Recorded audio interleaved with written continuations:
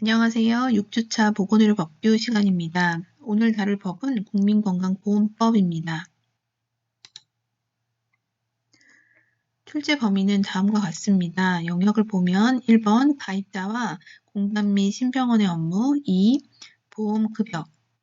요 해당하는 영역에 대해서 출제 범위에 한정이 되니까 이 부분은 좀 더 자세하게 보겠습니다. 국민건강보험법은 총 9장으로 이루어져 있고 우리가 볼 부분은 2장, 3장, 4장, 5장에 해당합니다. 1장 총칙부터 보겠습니다. 본 법의 목적. 이 법은 국민의 질병, 부상에 대한 예방, 진단, 치료, 재활과 출산, 사망 및 건강 증진에 대하여 보험급여를 실시함으로써 국민 보건 향상과 사회보장 증진에 이바지함을 목적으로 합니다.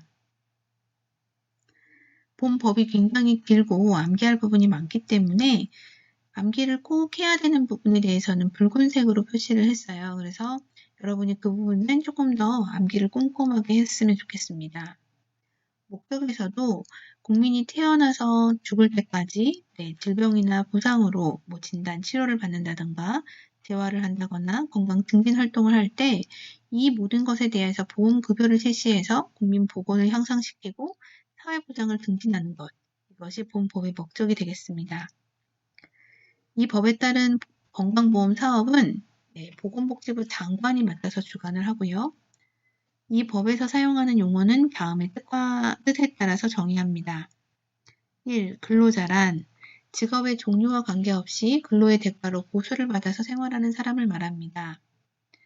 그 중에서 공무원과 교직원은 제외돼요. 그러니까 근로자에서 다음은 국민건강보험법에서 정의하는 근로자다. 근로자가 아닌 것은 했을 때 공무원과 교직원을 체크해서 뽑아낼 수 있으셔야 됩니다. 2는 사용자입니다. 사용자란 다음에 해당하는 자를 말합니다. 그래서 근로자가 소속되어 있는 사업장의 사업주, 공무원이 소속되어 있는 기관의 장, 사립학교를 설립 운영하는 사람, 이 사용자에 해당하겠습니다. 공무원과 교직원은 근로자에서 빠지죠. 그래서 따로 정의를 하고 있습니다. 공무원은 국가나 지방자치단체에서 상시 공무를 종사하는 사람, 그리고 교직원은 사립학교나 사립학교의 경영기관에서 근무하는 교원과 직원을 말합니다. 제3조 2 국민건강보험 종합계획의 수립 등입니다. 보건복지부 장관은 건강보험정책심의위원회의 심의를 거쳐서 5년마다 종합계획을 수립합니다. 종합계획에는 다음의 각 호의 사항이 포함되어 있어야 합니다. 가만히 생각해보면 건강보험에 대한 종합계획이에요. 그래서 건강보험에 대해서 어떤 것들을 하겠다라고 시작하는 것들은 쉽게 여러분이 선택을 할 수 있습니다. 그래서 1번, 1, 2, 3, 8번은 건강보험에 관한 어떤 것들을 우리가 정책을 추진하던 아니면 계획을 하던 이런 것들은 당연히 종합계획에 포함되겠고요. 4, 5, 6, 7은 한 번쯤 암기를 해야 되는 부분입니다. 국민건강보험 종합계획에는 보험료 부과체계에 관한 사항, 요양급여 비용에 관한 사항, 건강증진 사업에 관한 사항, 취약계층 지원에 관한 사항을 포함합니다. 이렇게 종합계획을 세우면 보건복지부 장관은 매년 연도별로 시행계획을 세웁니다. 건강보험정책심의위원회의 심의를 거쳐서 수립 시행하고 매년 시행계획에 따른 추진 실적을 평가합니다. 그리고 다음의 사유가 발생한 경우에는 보고서를 작성해서 지체 없이 국회 소관상임위원회에게 보고합니다. 그리고 필요한 경우 관계기관의 장에게 자료의 제출을 요구할 수 있습니다. 제4조 건강보험정책심의위원회입니다. 보건복지부 장관 소속으로 다음의 심의위원회를 둡니다.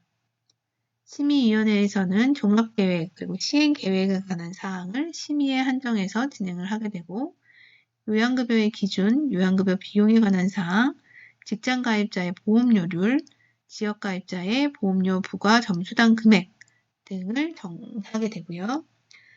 위원장 1명과 부위원장 1명을 포함해서 25명의 위원으로 구성합니다. 심의위원회 위원장은 보건복지부 차관이 됩니다. 그 위원에 대해서는 어떤 식으로 구성되어 있는지 써 있고, 임기는 3년으로 하고, 새로 위촉된 위원회 임기는 전 위원이 남은 전 위원회 임기에서 남은 기간을 임기로 하게 됩니다. 여기까지가 1장이고요. 2장 가입자로 넘어가겠습니다. 제5조 국민건강보험법의 적용 대상입니다. 적용 대상은 국내에 거주하는 국민, 건강보험의 가입자 또는 피부양자가 적용 대상이 됩니다. 그래서 이 부분을 가로치고 다르게 나올 수 있으니까 이 부분은 암기를 하고요. 건강보험에 가입한 사람, 그리고 그 가입자가 부양하는 피부양자가 적용 대상이 되고, 예외되는 경우가 두 가지입니다. 그래서 의료급여를 받는 수급권자, 그리고 유공자 등의 의료보호 대상자는 가입자에서 적용 대상에서 제외됩니다. 다만 유공자라고 하더라도 이 가나 목에 해당하는 사람은 피부양자가 됩니다. 유공자 등 의료보호 대상자 중에서 건강보험의 적용을 보험자에게 신청한 사람, 건강보험을 적용받고 있던 사람이 유공자 등 의료보호 대상자로 되었으나 건강보험의 적용 배제 신청을 보험자에게 하지 아니한 사람, 유공자가 되면 피부양자에서는 빠져야 되는데 나는 계속 건강보험 적용 받을래요 라고 신청한 사람이나 빠졌는데도 불구하고 적용 배제 신청을 하지 않고 나는 그대로 건강보험을 적용 받을래요. 그대로 있는 사람은 적용 대상에 포함됩니다. 다음은 피부양자입니다. 다음 각 호의 어느 하나에 해당하는 사람 중에 직장 가입자에게 주로 생계를 의존하는 사람을 피부양자라고 합니다. 직장 가입자의 배우자, 직장 가입자의 직계 존비속, 그리고 형제 자매가 피부양자가 됩니다. 직계 존비속에 대해서는 용어 정리를 다시 해놨으니까 한번 보고요. 만약에 직장 가입자의 형제 자매의 배우자가 되면 피부양자에는 당연히 빠지겠죠. 그래서 피부양자가 어느 범위까지를 말하는지에 대해서도 암기를 해주세요. 그 피부양자 자격의 인정 기준에 대해서는 시행 규칙에 조금 더 자세하게 명시되어 있습니다. 신생아는 출생한 날을 자격 취득일로 보고 직장 가입자의 자격 취득일 또는 가입자의 자격 변동일로부터 90일 이내에 피부양자의 자격 취득 신고를 한 경우는 자격 변동일이 자격 취득일이 됩니다. 단 90일을 넘겨서 피부양자 자격 취득 신고를 한 경우에는 신고서를 제출한 날이 자격 취득일이 됩니다. 그러면 자격 상실일은 언제가 되나요? 당일날 자격을 상실하는 것도 있고 다음날 자격을 상실하는 것이 있습니다. 우선 당일날은 직장 가입자가 직장을 그만뒀어요. 그래서 그 자격을 상실한 날 피부양자 자격도 상실됩니다. 그리고 수급권자가 된 날 또는 다른 직장 가입자의 피부양자 자격을 취득한 경우 그 경우도 그 자격을 취득한 날 당일날 그 이전 자격을 상실하게 됩니다. 사망하거나 국적을 잃었거나 아니면 국내에 거주하지 않거나 유공자 등 의료보호 대상자인 피부양자가 공단에 적용배제 신청을 한 경우 그리고 피부양자 자격 상실 신고를 한 경우 등에는 그 다음 날부터 자격을 상실하게 됩니다. 그래서 언제부터 피부양자 자격을 상실하게 되는지 그 기준일에 대해서는 암기를 하세요. 그리고 피부양자 자격의 인정 기준에서 다음에 직장 가입자는 어떻게 신고를 하나요? 신고서와 아래의 서류를 첨부해서 공단에 제출하면 됩니다. 다음 제6조 가입자의 종류입니다. 가입자는 크게 두 가지 종류로 나뉘게 되고요. 직장 가입자 그리고 지역 가입자입니다. 다음에 해당하는 것 중 직장 가입자에 해당하는 것은 아니면 직장 가입자에 제외되는 것은 이런 문제들이 나올 수 있어요. 그래서 모든 사업장의 근로자, 사용자, 공무원, 직급직원, 직장 가입자가 됩니다. 다만 아래에 하는 것에서는 직장 가입자가 안 되니까 암기를 해야 되고요. 고용기간이 1개월 미만의 일용직 근로자, 현역병, 전환 복무된 사람, 군 간부 후보생, 선거에 당선돼서 취임하는 공무원, 그 외에 대통령령으로 정하는 사업장의 근로자 및 사용자, 공무원, 조직원 등은 직장가입자에서 제외됩니다. 여기서 말하는 대통령령으로 정하는 것은 시행령에 조금 더 자세하게 나와 있는데요.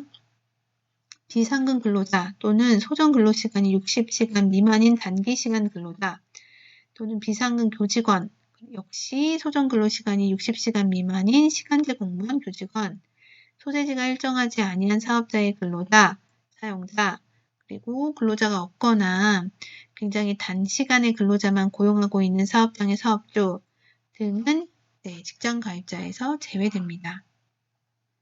제7조 사업장의 신고에 대해서 넘어가겠습니다. 사업장의 사용자는 다음의 경우 14일 이내에 보험자에게 신고를 해야 되고요. 변경된 경우도 동일합니다. 지속적으로 보험자가 누군지 계속 나오게 되는데 이 법에서의 보험자는 공단입니다. 그래서 다음에 해당하는 경우에 공단에 신고하라 14일 이내에 이 말이고요. 직장가입자가 되는 근로자, 공무원, 조직원을 사용하는 사업장이 된 경우 그 경우에도 공단에 신고를 해야 되고 휴업이나 폐업 등의 사유가 발생한 경우에도 공단에 신고를 해야 됩니다. 제8조 자격의 취득 시기입니다. 가입자는 국내에 거주하게 된 날을 자격을 취득한 일로 보게 됩니다. 자격은 당연히 직장가입자 또는 지역가입자 등이 되고요. 그 해당하는 날에 각각의 자격을 취득하는 것으로 보입니다. 그래서 수급권자이었던 사람은 대상에서 제외된 날, 당연히 수급권자는 제외됐는데 이 수급권자 대상에서 제외되면 자격 취득일로 보게 되겠죠. 그리고 직장가입자의 피부양자였던 사람이 자격을 잃은 날, 유공자 등 의료보호 대상자였던 사람이 대상자에서 제외된 날, 의료보호 대상자가 신청한 날 등등은 각각 해당하는 자격을 취득한 날이 됩니다. 역시 자격을 취득한 날부터 14일 이내에 보험자 공단에게 신고하여야 합니다. 제9조 자격의 변동 시기입니다. 가입자는 아래의 경우 자격이 변동된 것으로 보고 그거에 대해서 이제 신고를 하도록 되어 있습니다. 지역가입자, 직장가입자, 근로자, 적용 대상 사업장, 그리고 지역가입자에 따른 지역가입자가 다른 세대로 전입한 경우 이런 것들이 자격의 변동일이 되고 이런 자격 변동이 나타나게 되면 직장가입자의 사용자랑 그 사업주가 되겠죠. 그리고 지역가입자의 세대주는 자격이 변동된 날부터 14일 이내에 공단에 신고하게 됩니다. 제10조 자격의 상실 시기입니다. 다음 아래에 해당하는 것들에는 가입자는 자격을 잃게 되는데 당일이 되는 것들이 있고 다음 날부터 적용되는 것이 있습니다. 사망한 경우, 국적을 잃은 경우, 국내에 거주하지 않게 된 경우 이 세 가지 경우에는 다음 날부터 자격을 잃은 게 되고 직장 가입자의 피부양자가 된 날, 수급권자가 된 날, 그리고 유공자 등 의료보호 대상자가 돼서 건강보험에 적용배제 신청을 한 날부터는 자격을 잃게 되겠습니다. 제12조 건강보험증입니다. 국민건강보험공단은 건강보험증을 발급하게 됩니다. 그래서 공단이 건강보험증을 발급하는 거고요. 가입자나 피부양자는 이것으로 요양기관에 대해서 자격을 확인하게 할 수 있고 이런 것들에 대해서 밑에는 읽어보면 되겠습니다. 제13조 보험자입니다. 이 건강보험의 보험자는 지속적으로 얘기했듯이 공단이 됩니다. 그리고 공단의 업무에 대해서는 시험 범위에 속하는 거라 14조는 암기하셔야 됩니다.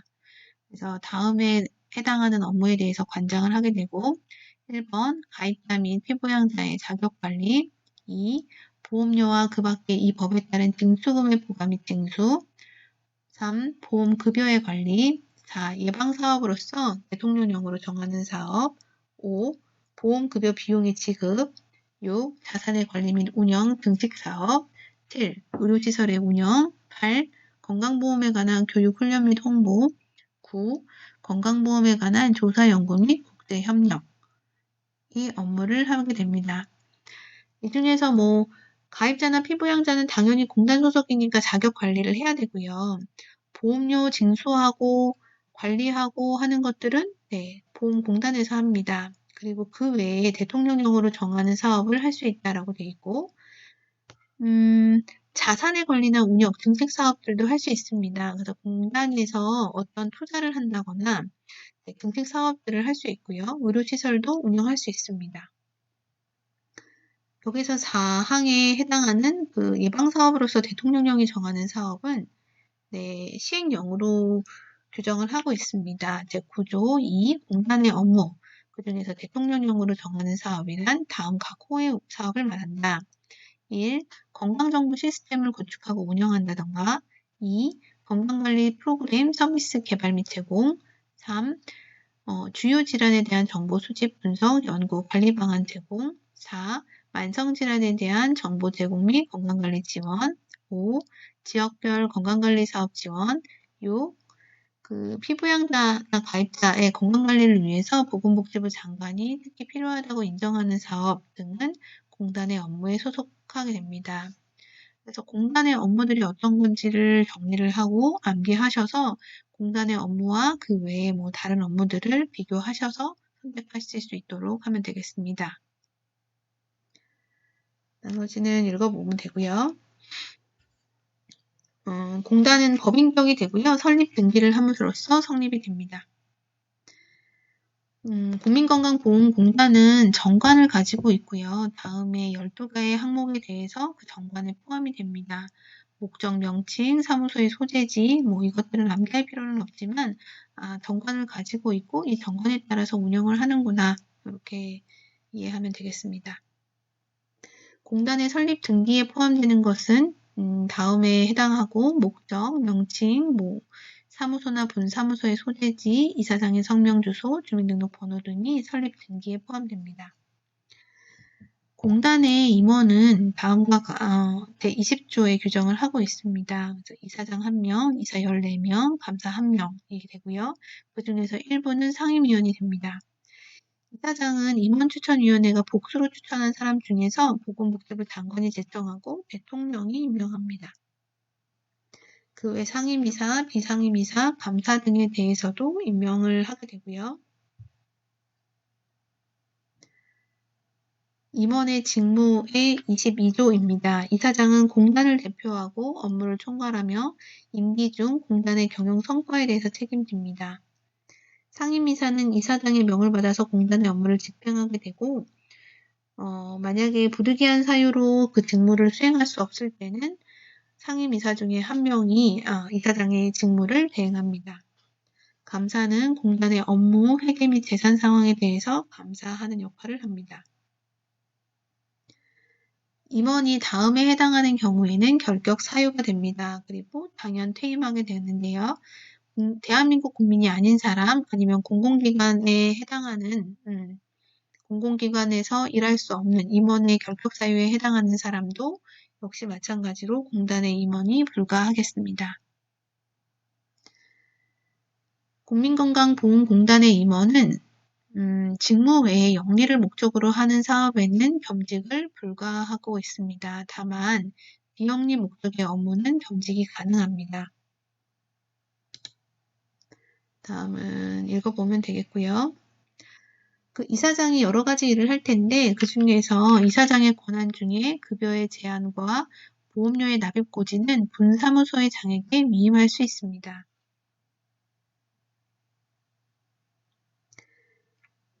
그리고 재정운영위원회를 구성해서 운영하게끔 되어 있고요. 다음은 제35조 회계입니다. 공단의 회계 연도는 정부의 회계 연도와 동일하게 운영을 하고 있습니다. 이 회계연도마다 공단은 예산안을 편성해서 이사회의 의결을 거쳐 보건복지부 장관의 승인을 거쳐 예산안을 마련합니다. 그 예산에 대한 변경이 있을 때에도 동일하게 다음에 절차를 거치게 됩니다. 다음 38조 준비금입니다. 회계연도마다 공단은 결산상 잉여금 중에서 그 연도의 보험급여에 든 비용의 100분의 5 이상, 그리고 100분의 50 이하, 이 정도의 돈에 대해서는 준비금으로 적립할 수 있습니다. 이렇게 적립이 된 준비금은 아무 데나 사용할 수 있는 게 아니고 부족한 보험급여 비용의 충당이라든가 지출할 현금이 부족할 때 사용할 수 있습니다. 39조 결산입니다. 공단은 회계연도마다 결산 보고서와 사업 보고서를 작성해서 다음해 2월 말일까지 보건복지부 장관에게 보고하고 이렇게 보고한 내용은 나중에 공고하게 됩니다.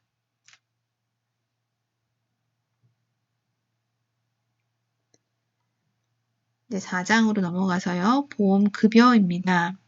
네, 41조 요양급여. 가입자와 피부양자의 질병, 부상, 출산에 대해서는 다음 각호의 요양급여를 실시합니다. 진찰 검사, 약대 치료 재료의 지급, 처치, 수술, 그 밖의 치료, 예방, 재활, 입원, 간호, 이송. 네, 이 각 호에 대해서는 요양급여를 실시하게 됩니다. 다만 요양급여의 범위에서 제외되는 것이 무엇인가요? 네, 이 항에 보면 그 약제를 제외하고는 그 비급여 대상으로 정한 것은 요양급여에 해당하지가 않습니다. 그래서 비급여 항목에 대해서는 요양급여에서 제외되는구나 라는 걸 알고 있어야 되고요. 그리고 1항 2호의 약제에 대해서는 요양급여 대상으로 보건복지부 장관이 결정해서 고시한 것은 요양급여 범위에 속합니다. 요양급여의 방법, 절차, 범위, 이 상한 기준은 보건복지부령으로 정하고 있습니다. 네, 이 붉은 부분들은 암기해 주세요. 약제에 대한 요양급여 비용의 상한 금액을 감액할 수 있도록 하고 있습니다. 그래서 100분의 20을 넘지 않는 범위 내에서는 금액의 일부를 감액할 수 있고 이 감액된 날부터 5년 범위 내에서 대통령령으로 정하는 기간 내에 다시 감액의 대상이 된 경우에는 100분의 40을 넘지 않는 범위 내에서 일부 감액이 가능하게 되겠습니다. 네, 이 부분을 읽어보면 되고요. 다음은 선별급여입니다. 아까 요양급여가 있었으면 이제 선별급여인데요. 선별급여는 경제성, 치료 효과성 등이 불확실해요. 아직은 아마도 효과가 있을 것 같은데 라고 하지만 아직은 불확실해서 추가적인 근거가 필요하다든가 아니면 경제성이 낮기는 한데 잠재적인 이득이 있을 것 같아요. 이런 경우 대통령령으로 정하는 경우에 예비적인 요양급여, 선별급여로 지정해서 실시할 수 있습니다. 보건복지부 장관은 이 선별급여가 요양급여에 속할 수 있는 적합성을 평가하게 되고요. 이 평가 결과에 따라서 요양급여 여부에 재결정을 할 수 있습니다. 그리고 요양급여 기준을 조정할 수 있겠죠. 그래서 선별급여를 한마디로 요약을 하면 요양급여에 대해서 사회적 요구가 있거나 건강 증진 강화를 위해서 보건복지부 장관이 특별히 필요하다고 인정하는 경우에 선별급여가 되겠습니다. 선별급여에 대한 평가는 서면평가로 진행을 하고 있습니다. 다음 제42조 요양기관입니다. 요양급여는 앞에서 얘기했던 그런 요양급여는 요양기관에서 실시를 합니다. 요양기관에는 1. 의료기관, 약국, 한국희귀필수의약품센터, 보건소, 보건의료원, 보건지소, 보건진료소 등이 요양기관에 속하게 됩니다. 그리고 2항에 보면 보건복지부 장관은 시설, 장비, 인력, 진료 과목 이런 것들이 어떤 보건복지부령으로 정하는 기준에 해당하게 되면 전문 요양기관으로 인정하고 인정서를 발급하게 됩니다.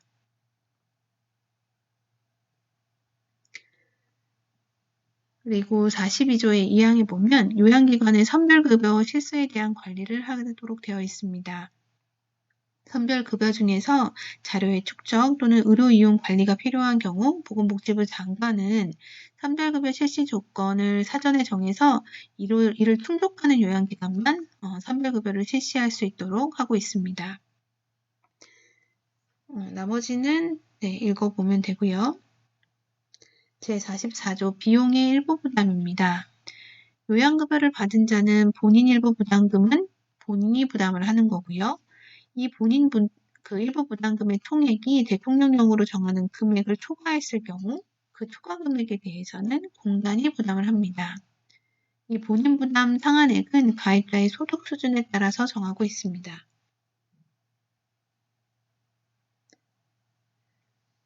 그 본인 일부 부담금의 부담률은 다음과 같이 이제 정하는데요. 이게 보면 시행령제 19조의 부담률과 부담액은 별표 2와 같다라고 되어 있고 이게 별표 2입니다. 그래서 상급종합병원의 일반 환자는 100분의 60의 부담률을 갖게 되고요.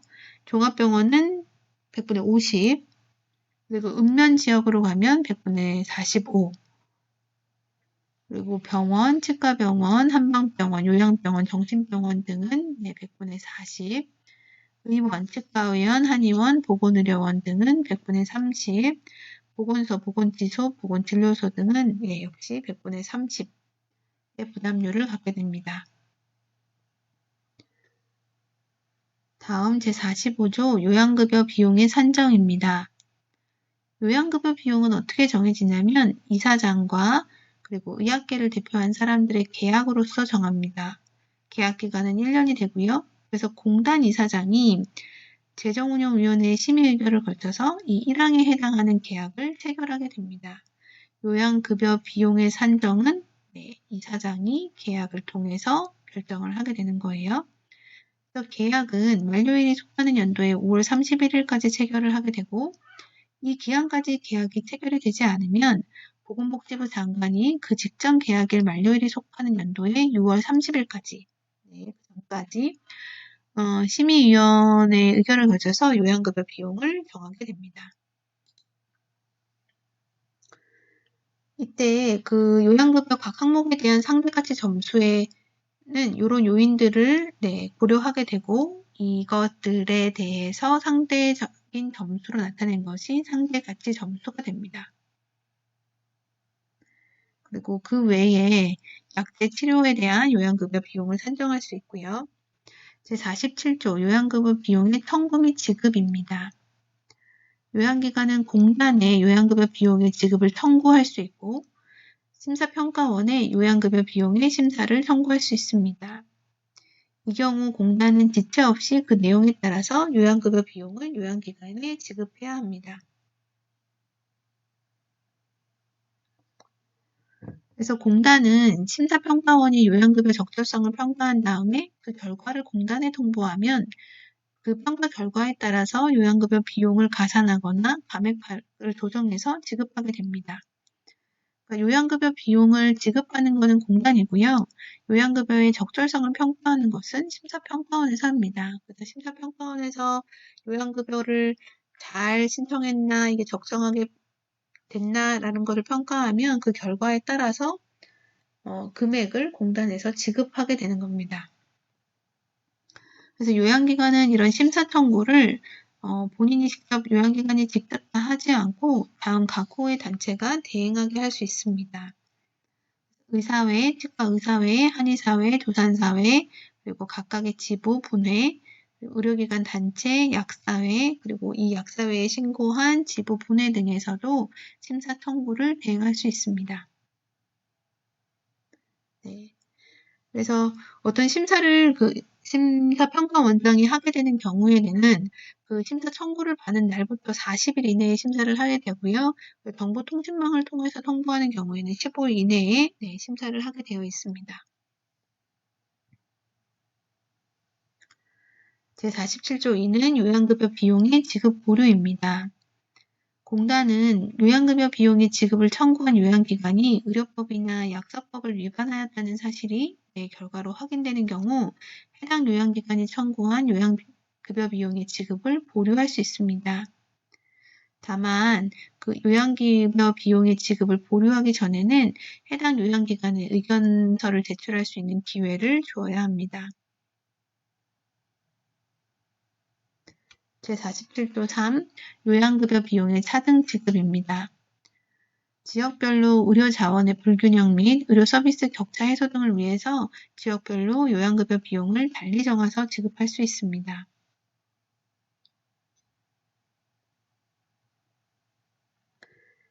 다음 제49조 요양비입니다. 공단은 가입자나 그 피부양자가 긴급하다거나 그 밖에 부득이한 사유로 그 요양기관이 아닌 장소에서 출산을 한다거나 아니면 질병부산 출산 등에서 요양을 한다던가 이런 일이 있을 때에는 그 요양급여에 상당하는 금액을 요양비로 지급할 수 있습니다. 그래서 이게 이제 부득이한 상황으로 요양기관 아닌 곳에서 뭔가를 했어요. 그러면 요양비 공단에서 지급할 수 있다. 사실은 기억을 하고요. 임신, 출산 진료비, 장제비, 상병수당, 그 밖의 급여 등은 부가급여로 지급할 수 있습니다. 그리고 제51조 장애인에 대한 특례인데요. 공단은 그 등록한 장애인이 그 보조기기를 쓰는 경우, 그 경우에도 보험급여가 가능하도록 특례로 정하고 있습니다. 다음 52조 건강검진입니다. 공단은 가입자와 피부양자에 대해서 질병의 조기 발견과 이에 따른 요양급여를 하기 위해서 건강검진을 실시합니다.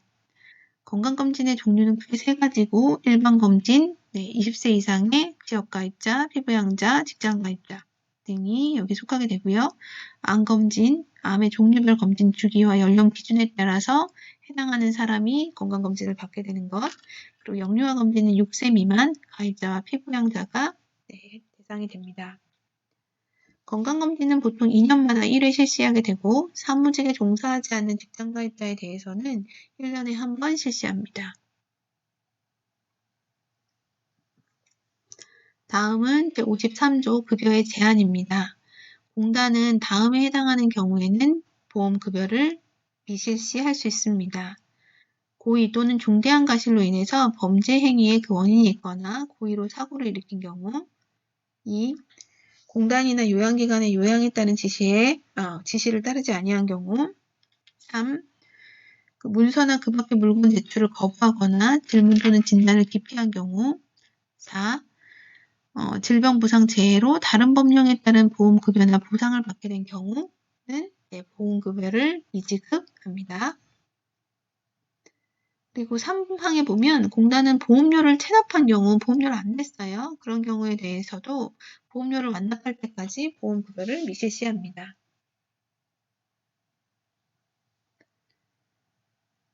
다음은 읽어보면 알 수 있겠고요. 다음 제54조는 급여의 정지입니다. 보험급여를 받을 수 있는 사람이 다음 각 호의 어느 하나에 해당하면 그 기간에는 보험급여를 하지 않습니다. 국외에 체류하는 경우, 현역병, 전환 복무된 사람, 군 간부 후보생, 교도소, 그 외에 이런 시설에 수용되는 경우, 이 경우에는 보험급여 하지 않아요. 그러니까 국외에 체류해요. 예를 들어서 국외 여행을 한다거나 이 경우에 뭔가 사고가 났으면 보험급여 받을 수 있나요? 네, 그렇지 않습니다.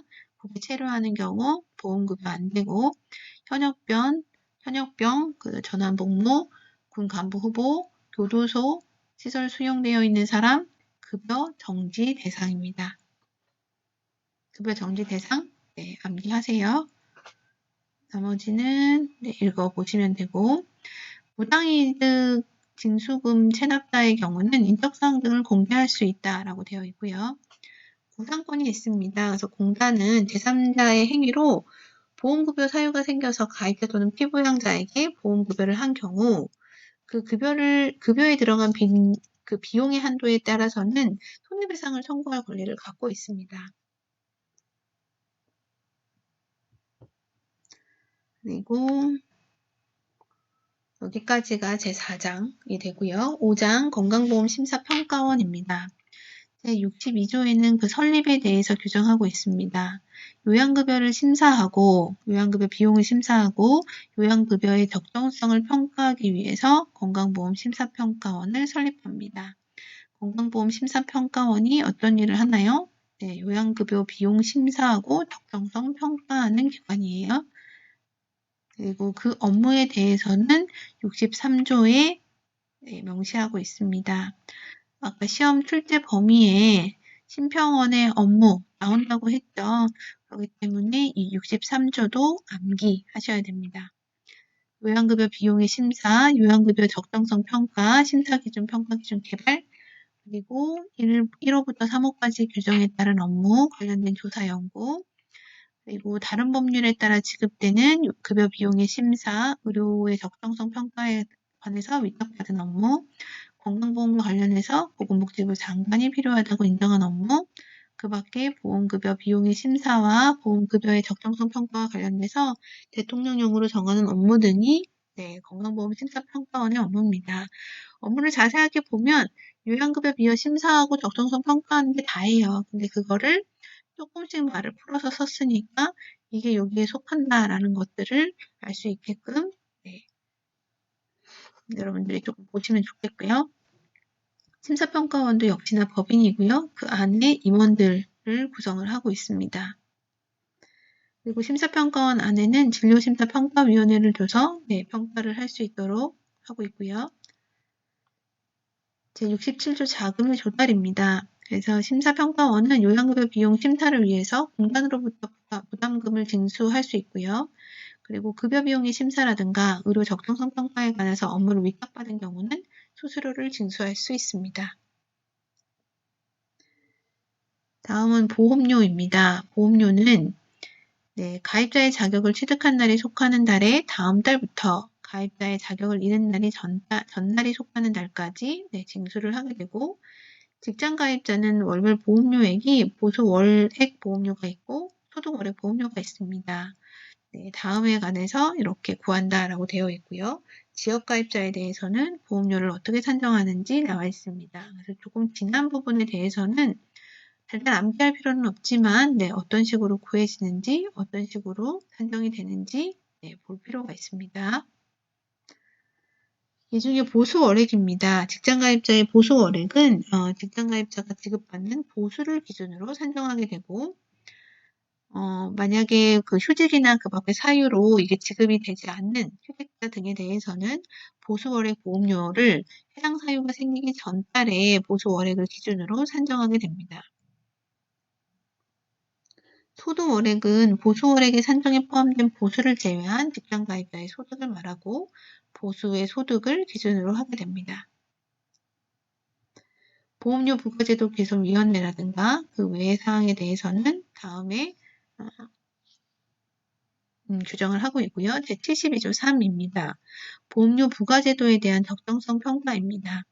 보건복지부 장관은 피부양자의 인정 기준, 보험료, 보수월액, 소득월액, 보험료 부과 점수의 산정 기준에 대한 적정성을 4년마다 평가를 하게 되고, 이를 경과한 때에는 조정할 수 있습니다. 그리고 그 적정성을 평가할 때 다음 사항에 대해서 종합적으로 고려하게 됩니다.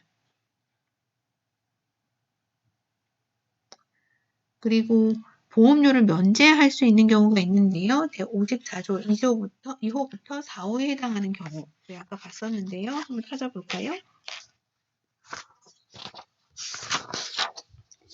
급여 정지에 해당하는 것과 동일한데, 당연히 급여 정지가 될 때는 보험료를 면제하겠죠. 그래서 직장 가입자가 국외에 체류하는 경우, 현역병, 전원 복무된 사람, 군 간부 후보생, 교도소, 그 밖의 시설에 수용되는 경우에는 보험료가 면제됩니다. 그리고 직장 가입자의 경우에도 해당하는 경우, 그 54조 2호부터 4호에 해당하는 경우에는 가입자의 보험료 부과 점수를 제외하게 됩니다.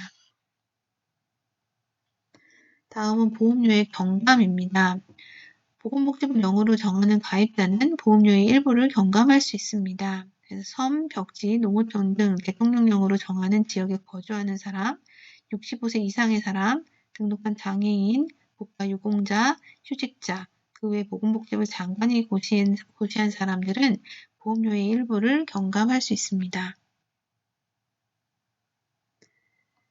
다음 제76조 보험료의 부담입니다. 직장가입자의 보수월액의 보험료는 각각 이 밑에 1, 2, 3에 해당하는 보험료액의 그 100분의 50씩을 부담하게 됩니다. 그러니까 직장가입자가 근로자인 경우 사업주가 50을 부담하게 되고요.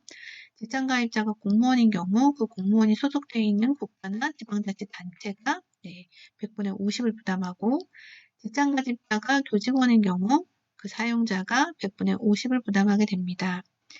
다만 사립학교에 근무하는 교원의 경우는 직장 가입자가 100분의 50, 사용자가 100분의 30, 국가가 100분의 20을 부담하게 됩니다. 그리고 직장 가입자의 소득 원래 보험료는 직장 가입자가 부담을 하게 되고요. 지역 가입자의 보험료는 3개의 지역 가입자 전원이 연대해서 부담하게 됩니다. 네, 이런 식으로 부담을 하게 된다라고 되어 있고요.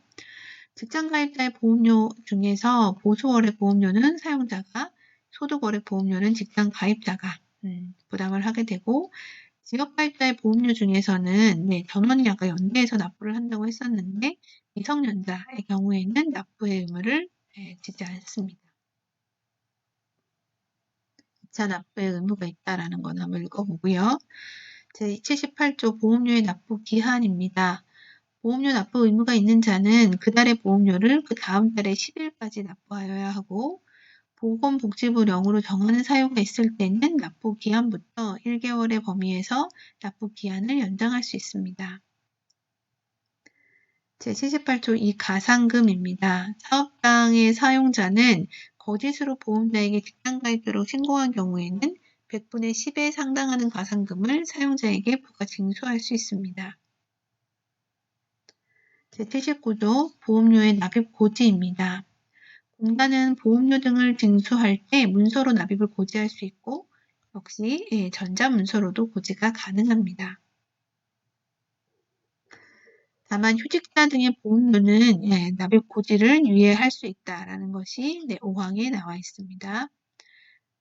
4항 이 부분도 보면 좋겠는데요. 직장 가입자의 사용자가 2명 이상인 경우 아니면 세대가 2명 이상으로 구성된 경우에 한 명에게 고지를 하더라도 다른 구성원들에게 모두 효력이 가능하다라고 되어 있고요.